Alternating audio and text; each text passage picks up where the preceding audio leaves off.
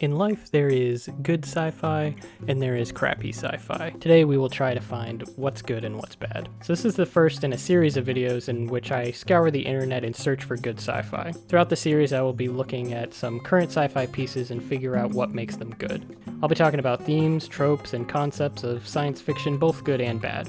I'll probably keep it to one series, film, franchise per episode, but we'll see.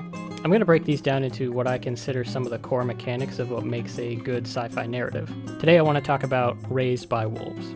This show already has a huge following and a pretty dope podcast, which I've been lucky enough to be a guest on, so make sure you check that out if you're interested. Alright, let's start with the concept.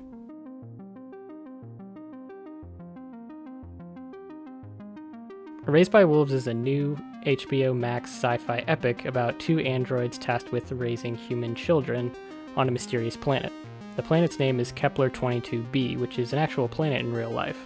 It's located in the Kepler-22 system, approximately 638 light-years from Earth, and orbits a yellow star just like us.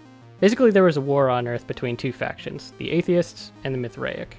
Later you find out that an atheist scientist named Campion reprogrammed one of the Mithraic battle bots known as necromancers into a nurturing mother figure. He sends her, along with a father-type android and several human embryos, where he got those I have no clue, to the planet Kepler-22b in an attempt to save the human race. The two are programmed to raise these human children void of any spiritual belief so that they don't make the same mistakes as their predecessors.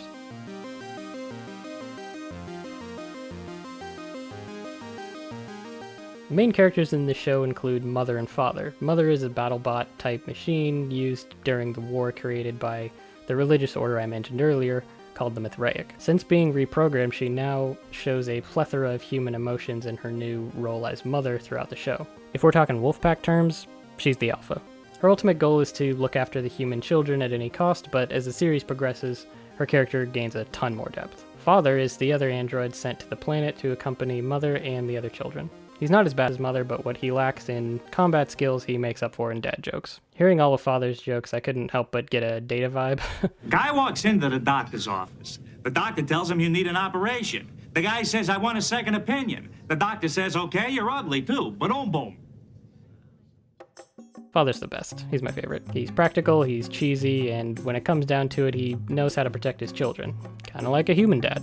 The chemistry between Mother and Father is surprisingly reminiscent of an actual human couple. They often bicker and have disagreements about differing parenting styles, but at the same time they keep the same restrained and rigid composure as an android. It really makes the viewer wonder just how human the two are capable of being. Next up is Campion. One of the show's central characters is Mother and Father's son, Campion. Named after the creator, and despite being raised to be atheist, has a desire to believe in a type of spirituality. Now I say a type because he seems to act at least like he wants to believe in something, or he wants the freedom to believe in more than just science, but also doesn't want to conform to the ideals of the Mithraic. You can tell he's going to play an important role in the history of this planet, and he's the planet's first vegan. Daddy, chill. What the hell is even that? Next up we have Marcus and Sue. I can't really say much about them without going into spoilers, so I'll just say that they function as the opposing force to the androids on the Mithraic side, sort of, and are not who they appear to be. Although these two characters have a ton of depth, and I can't wait to see where their story goes.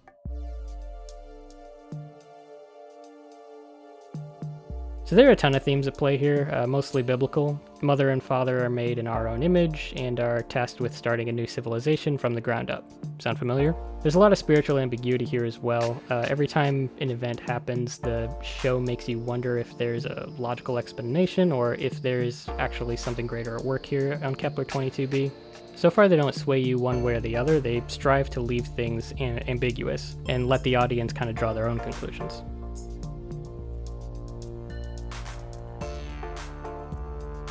The consequences this show explores are as follows. Never trust a droid. Does it commentate on past or present day society? Yes. What I think it's trying to say is that people are going to believe what they want regardless of how they were raised, and that the human race's worst enemy is itself. But I also think there'll be more as the show progresses. Does it entertain? Oh yeah, there's action, suspense, and a metric butt ton of mystery. So in conclusion, this show slaps. There's a lot to like here with this series so far. Great character depth, strong themes, a ton of lore to get lost in. In the struggle to find good sci-fi, in my opinion, Raised by Wolves should be near the top of your list. So give it a look if you have time. Was I funny? No. Hey, thanks for watching. I got some more sci-fi videos in the works as well as some other topics coming up, so stay tuned for that. I'll probably do a theory video on this show after the season ends, but we'll see. Make sure you check out the podcast We Are All Raised by Wolves if you want a more in-depth analysis on each episode, and I'll see you guys in the next one. Peace.